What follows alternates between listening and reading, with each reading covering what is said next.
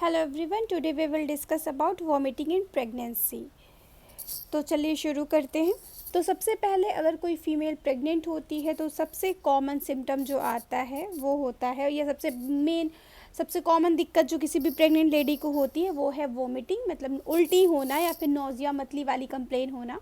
तो ये बहुत कॉमन कंप्लेन है प्रेगनेंसी में, और ये प्रेगनेंसी में कभी भी हो सकती है, चाहे वो शुरुआत की प्रेगनेंसी हो तब भी हो सकती है, थ्रू आउट प्रेगनेंसी भी रह सकती है। मतलब पूरे 9 महीने फीमेल या पेशेंट की कंप्लेन है कि उसको पूरे 9 महीने उल्टियाँ हो रही हैं, या फिर शुरुआत में थी, अर्ली प्रेगनेंसी में थी, फर्स्ट ट्राइमेस्टर में थी, फिर सेकंड ट्राइमेस्टर में उसको आराम हो गया, फिर लास्ट ट्राइमेस्टर में चल के उसको फिर से उल्टियाँ शुरू हो गई। तो इस तरीके की भी कंडीशन हो सकती है। मतलब उल्टी प्रेगनेंसी में कभी भी हो सकती है, इसका कोई फिक्स्ड ड्यूरेशन नहीं है।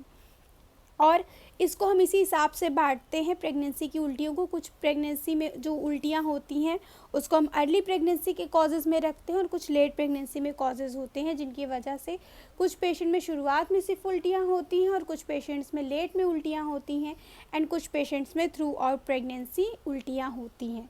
तो उसके अकॉर्डिंग, कॉज के अकॉर्डिंग हम दो पार्ट्स में डिवाइड करते हैं। एक होता है अर्ली प्रेगनेंसी कॉजेज़ एंड दूसरा होता है लेट प्रेगनेंसी कॉजेज़।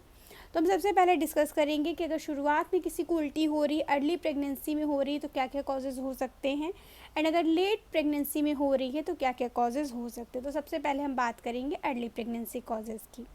तो इसमें सबसे पहले आएगा रिलेटेड टू प्रेगनेंसी, मतलब फीमेल प्रेग्नेंट है, प्रेगनेंसी की वजह से उसको उल्टियाँ हो रही हैं और शुरुआत में हो रही, तो क्या क्या कॉजेज़ हो सकते हैं।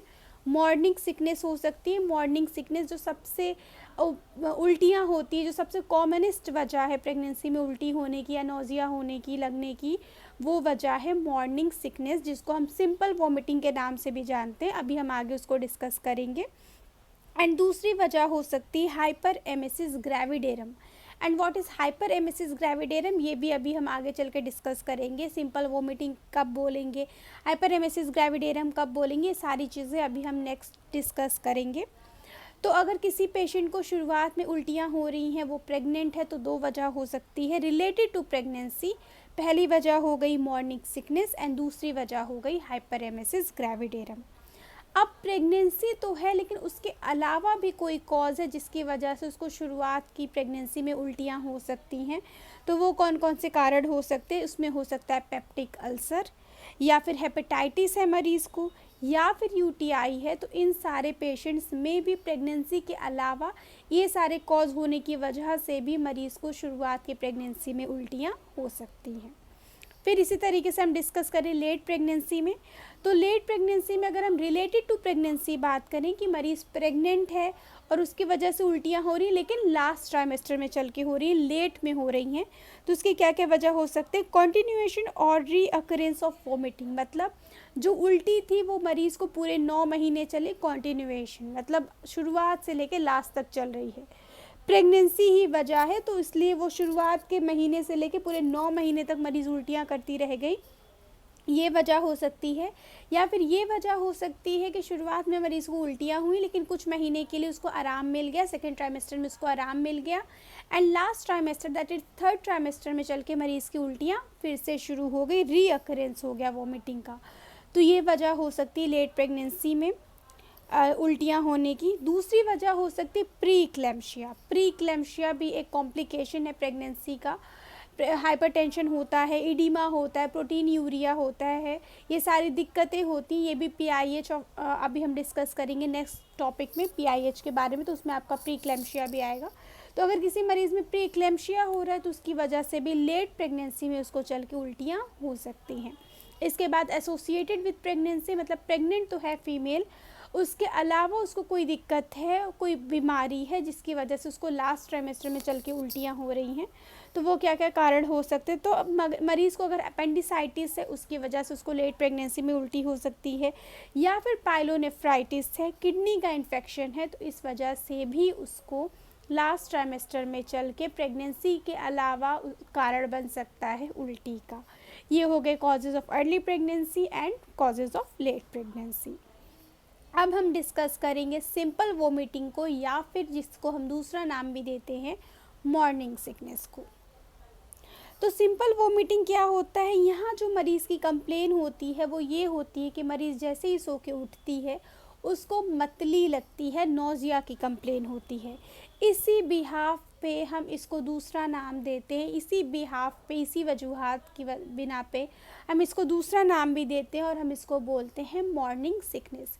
क्यों मॉर्निंग सिकनेस बोलते हैं? क्योंकि इसमें मरीज़ की जो कंप्लेन होगी, एक्चुअल कंप्लेन होगी, वो ये बताएगी कि वो जैसे ही सुबह सो के उठती है उसको मतली जैसा लगता है और कभी कभी उसको उल्टियाँ भी हो जाती हैं। इसी बिहाफ पे जो प्रेगनेंसी एसोसिएटेड वॉमिटिंग होती है उसे हम मॉर्निंग सिकनेस बोलते हैं। ये 50% तक मरीज़ों में होती है, बहुत कॉमन वजह है। आप लोगों ने सुना होगा हमेशा कि प्रेगनेंसी या फिर मूवीज़ में देखा होगा प्रेगनेंसी में उल्टियाँ होती हैं, तो यही बहुत कॉमन वजह है। जब भी कोई पेशेंट प्रेग्नेंट होती है तो उसमें सिंपल वोमिटिंग 50% केसेस में देखी गई है। ये जो अगर ये उल्टियाँ हैं, ये जो सिंपल वॉमिटिंग है, अगर इसका ट्रीटमेंट ना भी करें तो 50% मरीज़ जो होते हैं उनको आराम मिल जाता है। 12 से 14 हफ्ते तक की प्रेगनेंसी जब पहुंचती है तो उन मरीज़ों को आराम हो जाता है, उनकी उल्टियाँ बंद हो जाती, यही कॉमन केस होता है। अगर किसी की जो उल्टी है वो कंटिन्यू कर गई या रीअकरेंस हो गया उसका, तो उसके अलग वजूहात होते हैं, अलग कॉजेज़ होते हैं, उसको हम डिस्कस करेंगे बाद में किन वजह से। जैसे प्री एक्लेम्शिया है उसकी वजह से हो सकता है, या फिर कोई इन्फेक्शन है उसकी वजह से मरीज़ में उल्टियाँ हो सकती हैं। बट जो सबसे कॉमन चीज़ होती है वो क्या होता है, 12 से 14 हफ्ते तक की प्रेगनेंसी तक जब मरीज़ पहुंचती है तो उसको जो मॉर्निंग सिकनेस की कंप्लेन होती है वो ख़त्म हो जाती है। इसमें कॉज क्या होता है, क्यों उल्टियाँ होती हैं, कॉजेज़ ऑफ सिंपल वॉमिटिंग की अगर हम बात करें तो एक हार्मोन होता है जो प्रेगनेंसी के दौरान बढ़ता है और उसका नाम है ह्यूमन कोरियोनिक गोनाडोट्रोपिन, जिसको शॉर्ट फॉर्म में हम HCG लिखते हैं, HCG हार्मोन। तो जब HCG हार्मोन का लेवल ब्लड में बढ़ता है प्रेग्नेंट फीमेल के, तो वो क्या करता है, CTZ सेंटर को जाके ट्रिगर करता है, उसको स्टिमुलेट करता है एंड उसके स्टिमुलेशन की वजह से मरीज़ में नॉजिया एंड वॉमिटिंग की कंप्लेन मिलती है। अगर सिंपल भाषा में समझा जाए, बहुत आसान तरीके से समझा जाए, तो बस इतना सा समझ सकते हैं कि HCG हार्मोन जब बढ़ता है तो उसकी वजह से मरीज़ों में उल्टियाँ होना शुरू हो जाती हैं प्रेगनेंसी में। ये सिंपल सा है। अगर इसको थोड़ा और कॉम्प्लिकेट करना चाहें, थोड़ा और डीपली समझना चाहें, तो ये है कि जब HCG हार्मोन बढ़ता है तो वो CTZ सेंटर को जाके स्टिमुलेट करता है और जिसकी वजह से उल्टियाँ होना शुरू हो जाती है।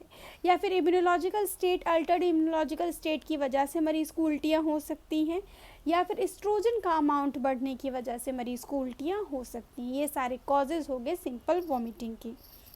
अब अगर हम बात करें, कोई मरीज़ आपके पास आ रही है सिंपल वॉमिटिंग लेके, तो आप उसका मैनेजमेंट कैसे करोगे? तो सबसे पहले मरीज़ को एश्योर करोगे कि कोई दिक्कत की बात नहीं है, सबको होता है, तुम्हें भी हो गया, लाइक दैट। फिर उसको एडवाइस करोगे पानी ज़्यादा पीने के लिए, क्योंकि उल्टियाँ हो रही हैं तो डिहाइड्रेटेड हो सकती है मरीज़, तो इसलिए आप उसको एडवाइस करोगे पानी ज़्यादा पीने के लिए, कम से कम 2.5 लीटर पानी 24 घंटे में वो पिए। इस तरीके से आपको उसको एडवाइस करना है। फैटी या फिर स्पाइसी डाइट लेना अवॉइड करना है, क्योंकि उसकी वजह से भी उसको उल्टियाँ हो सकती हैं, तो ऐसे खाने अवॉइड करने। या फिर जो पर्सनल ट्रिगरिंग एजेंट है, क्योंकि हर इंसान का पर्सनल ट्रिगरिंग एजेंट होता है जिससे उसको उल्टी या नौजिया वाली कंप्लेन हो सकती है, तो अगर ऐसा कोई पर्सनल ट्रिगरिंग एजेंट है उसका, तो वो उसे अवॉइड कर सकते हैं। जैसे किसी को मछली की बू से उल्टी आती है, अंडे की महक से उल्टी आती है, पर्टिकुलर कोई स्मेल होती है उससे उल्टी आती है, तो ये सारी चीज़ें अगर हैं तो उसको अवॉइड करें। और क्या करना है, स्पाइसी फूड, फैटी फूड को अवॉइड करना है, पानी ज़्यादा लेना है, 2.5 लीटर पानी 24 घंटे में उसे पीना है। और क्या करना है, ज़्यादातर वो ट्राई करें नाश्ते में ड्राई चीज़ें खाने की। ड्राई चीज़ें खाने का मतलब है वो चाय के साथ बिस्किट खा सकती है, टोस्ट खा सकती है, तला भुना मसालेदार ये सारी चीज़ें खाना अवॉइड करें। ये सारी चीज़ें आप उसको एडवाइस में करोगे। इसके बाद हम आते हैं दवाइयों पे कि आप क्या दवाइयाँ उसको प्रिस्क्राइब करोगे। तो इसमें सबसे इफ़ेक्टिव जो है वो हम बताएंगे क्या होता है। अब इस मरीज़ को जब आपको सिंपल वोमिटिंग हो रही, जिस मरीज़ को वहाँ प्रिस्क्राइब करना है, तो क्या करेंगे, विटामिन B1 की 100 mg टैबलेट डेली खिला सकते हो, ये भी इफ़ेक्टिव है। लेकिन जो डेली प्रैक्टिस में यूज़ किया जाता है, जिसका रिस्पांस 100% तो ना कह के, बल्कि अगर 99.9% कहा जाए, जो हर मरीज़ों में रिस्पांस करता है, वो है doxylamine succinate, pyridoxine hydrochloride, folic acid 10 mg daily. ये खिलाने से हर मरीज़ में इफ़ेक्टिव है, हर मरीज़ में रिस्पांस आता है। तो ये सबसे ज़्यादा बेनिफिशियल, अगर किसी मरीज़ में मॉर्निंग सिकनेस की कंप्लेन है तो ये आप प्रिस्क्राइब कर सकते हो। सुबह उठने के बाद जब ना, तो ये एक टैबलेट खा सकती है जब तक उसको उल्टियाँ हो रही हैं तो। और ये ब्रांड नेम से मार्केट में अवेलेबल है, बहुत सारे ब्रांड नेम से आते हैं, डॉक्सीनेट या ग्रेविडॉक्स के नाम से मार्केट में अवेलेबल है, तो आप यूज़ कर सकते हैं। दूसरा है, अगर कंट्रोल नहीं होती है डॉक्सीनेट या फिर ग्रेविडॉक्स से, तो दूसरा आप इस्तेमाल करा सकते हो ऑन्डेंसिट्रॉन, जो कि 8 से 10 mg की टैबलेट अगर ज़रूरत है। अगर डॉक्सीनेट या ग्रेविडॉक्स से कंट्रोल नहीं हो रही है तो हम कभी कभी प्रिस्क्राइब करते हैं, जो मार्केट में अवेलेबल है एमसेट या वोमिकाइन के नाम से आती है। एंड तीसरी ड्रग है, अगर ज़रूरत पड़ती है, इन दोनों से कंट्रोल नहीं होता है, तो हम प्रोमेथाजीन 25 mg OD खिला सकते हैं, जो मार्केट में अवेलेबल है एवोमिन के नाम से। तो ये सारे मैनेजमेंट हो गया आपका सिंपल वॉमिटिंग का। Thank you everyone.